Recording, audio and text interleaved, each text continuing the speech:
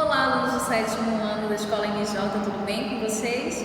Aqui é a professora Thaís, da disciplina de Filosofia, e hoje, nessa videoaula, nós vamos estar abordando algumas noções introdutórias e dando continuidade ao que a gente já vem estudando sobre as características e a história do trabalho, tá bom? Nós vamos falar um pouco hoje a respeito do conceito de trabalho para os gregos, lá da Grécia Antiga.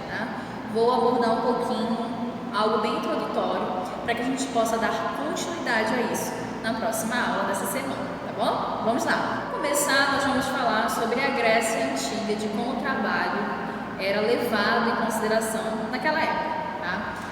Na Grécia Antiga, o trabalho tinha uma divisão bem específica, tá, gente? Tinham os escravos, os devedores ou os prisioneiros de guerra, tá? Naquela época tinha muitas guerras. E essas pessoas, eles eram a mão de obra. Lembra que a gente estudou sobre mão de obra? Eles prestavam trabalho para o povo grego. E cada cidade-estado, cada polis, tinha sua forma de organizar a divisão de trabalho. Então vamos lá. Lá no século IV a.C., Aristóteles escreveu a Constituição da cidade-estado de Atenas. E a cidade-estado de Atenas, ela tinha uma divisão muito clássica, muito diferente, tá? A população, os cidadãos, eles eram divididos. Nós tínhamos os bem-nascidos, que eram considerados os eupátridas, nós tínhamos os camponeses e nós tínhamos os artesãos. Cada um deles tinha suas funções dentro da sociedade.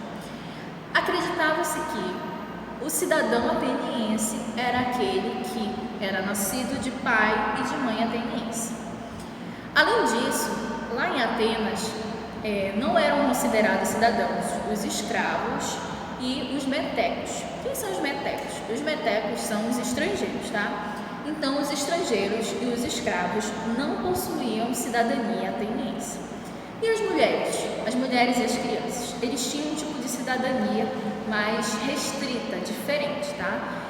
Havia também esse tipo de classificação diferenciada em relação às mulheres e às crianças. Por quê? As mulheres não tinham o direito de participar na vida política de Atenas. Então, elas não tinham o direito de expor sua opinião e de participar das decisões políticas dentro daquela cidade-estado. Naquela época, havia uma divisão, gente, muito clara. Existia uma divisão entre as pessoas que se dedicavam à vida política e ao pensamento e as pessoas que se dedicavam ao artesanato, a fazer as coisas práticas, tá? A construir, a fabricar, a plantar, a colher. Então, a sociedade ateniense atribuía mais valor às pessoas que se dedicavam à vida política, que se dedicavam ao pensamento.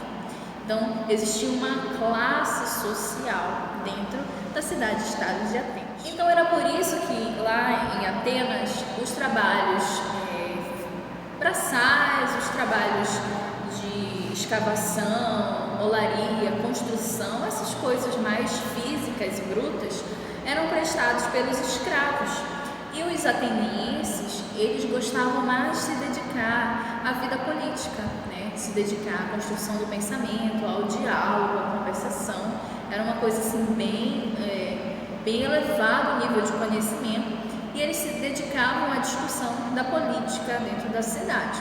Então, esses trabalhos manuais, trabalhos que exigiam mais força física e não intelectual, né? Que existia um trabalho mais físico e bruto, segundo eles, eram dedicados e eram realizados pelos escravos. A classificação do trabalho lá na Grécia Antiga era um pouco diferente.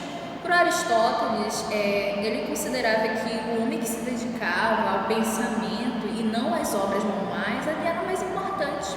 E também tem o Platão, que acreditava que o trabalho manual ele não valia tanto quanto o trabalho do pensamento, da racionalidade, de se dedicar a uma vida ao pensamento. Percebam como houve uma transformação em relação ao que a gente considera a divisão de trabalho. Lembra que o trabalho lá no homem primitivo era voltado para a sua sobrevivência?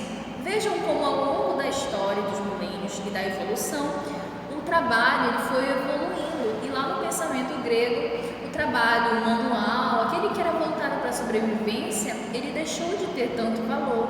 E o que se valoriza agora lá no povo grego é a racionalidade. Então, pensar, se dedicar a uma vida política era muito mais valorizado que os trabalhos manuais, tá bom? Eu espero que vocês tenham conseguido compreender, foi bem pincelado, bem rápido.